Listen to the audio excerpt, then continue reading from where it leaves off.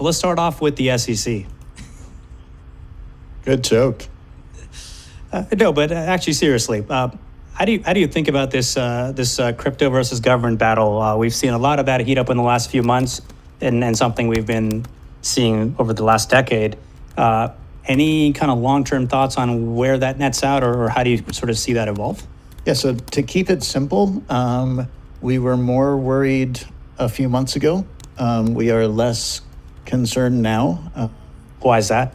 So the executive branch in the U.S. Is interested in slowing or killing crypto for national security reasons. Essentially, the U.S. Runs the world, so they believe, and they run the world through intermediaries, especially financial intermediaries.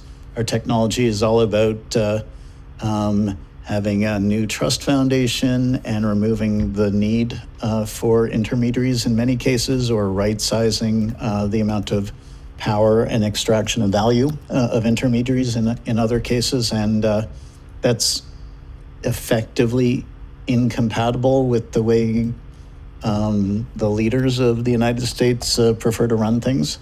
Not incompatible with the American experiment, I think, which favors things like free speech, Entrepreneurship also just to make things better. Open markets, free market capitalism, even, which we don't really have in the United States. So they're gonna do what they normally do when any new technology emerges that they have to capture, that they feel they have to capture. So internet, webs, cryptography, SSL altogether. Yeah, exactly. And so they'll overreach as much as they can. And the legislative branch of government will split 50-50 to some degree, and they'll battle it out a little bit.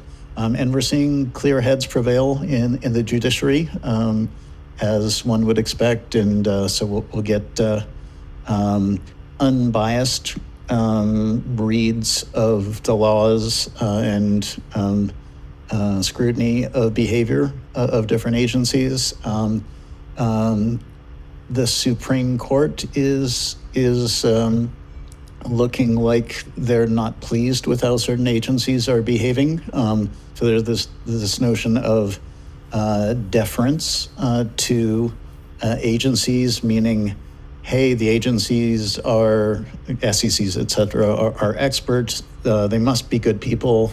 They obviously know what they're doing. We're going to give them leeway to make rules. And the Supreme Court is recently pushing back on deference and sort of maybe eliminating that approach to how the judiciary deals with them. So the Ripple XRP ruling was very favorable to centralized exchanges and wallets and anybody who cares about doing things with tokens.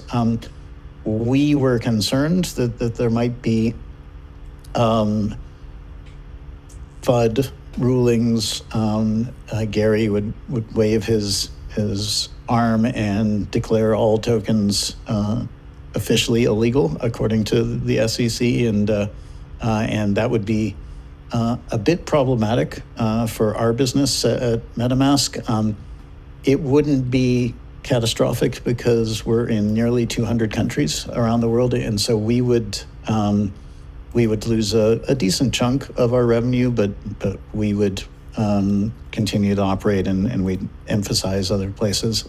So bottom line, we can, as an ecosystem, we can continue to operate globally and in the US, kind of unfettered, with much more attention to rigor around decentralizing things, because when things are decentralized, then the Securities Exchange and Centralization Control Commission, that's what they're there for. Centralization is something that needs to be regulated, and as long as we design as we should and execute as we should in our ecosystem, then the SEC can't do that much in a sane world now. So That's hope.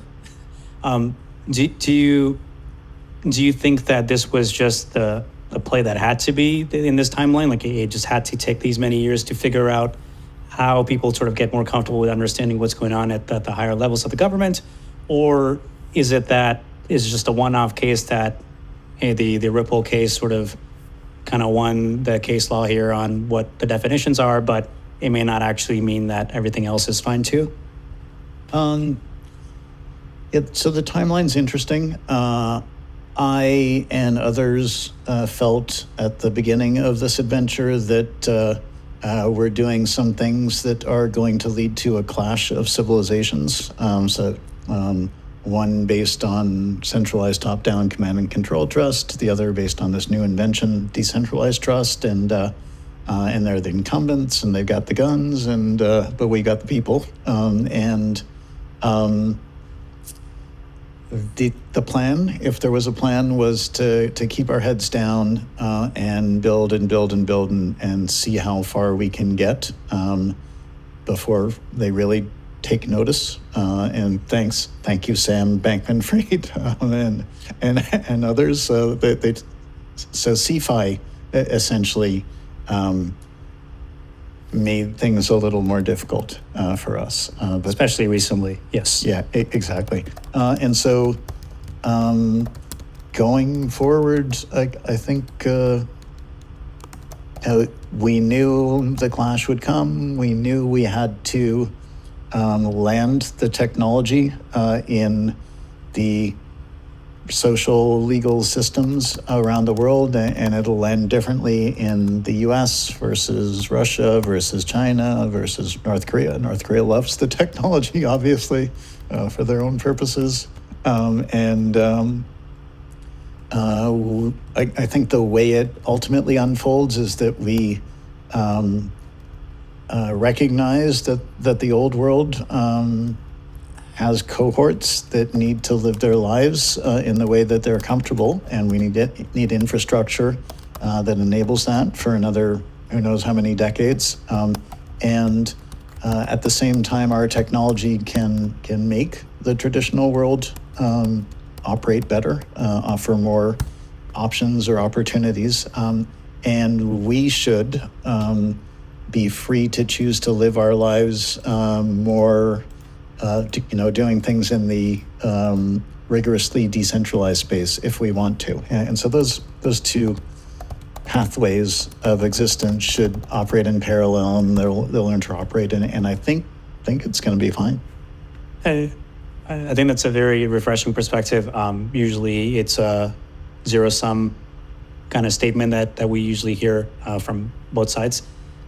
This is something I think you've spoken in the past about as well, which is, hey, maybe the technology should not be super regulated, but the use cases should be. And this is in a way hoping for that world where, yes, the protocol can live without too many hard-coded rules, but somebody wants to build an exchange on top, they should maybe meet certain requirements where they are. And it seems like you're in a way forcing for that world to be actually more possible.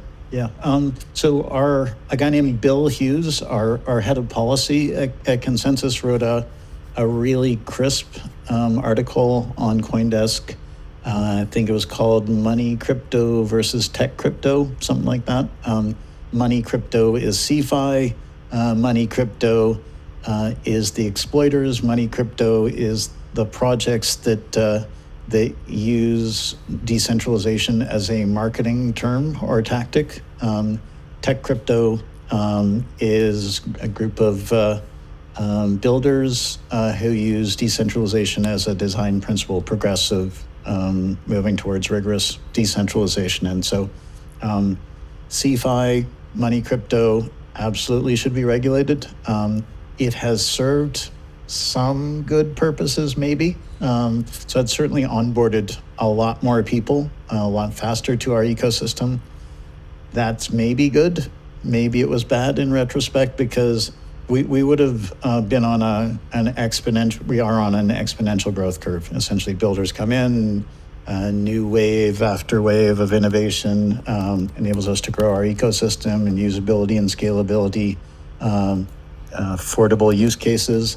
And around that exponential, we've got this thing going. Thumbs full, definitely Yeah. down the way. So a lot of irrational exuberance, a lot of pain, a lot of rational exuberance, a lot of pain, and maybe we could have done without that.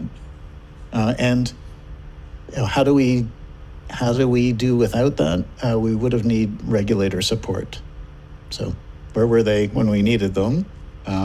Now they're here and they're trying to shut down tech innovation. So tech crypto, it's software, it's free speech. Don't regulate innovation. That's dumb. Regulate use cases. Couldn't agree more. This is amazing.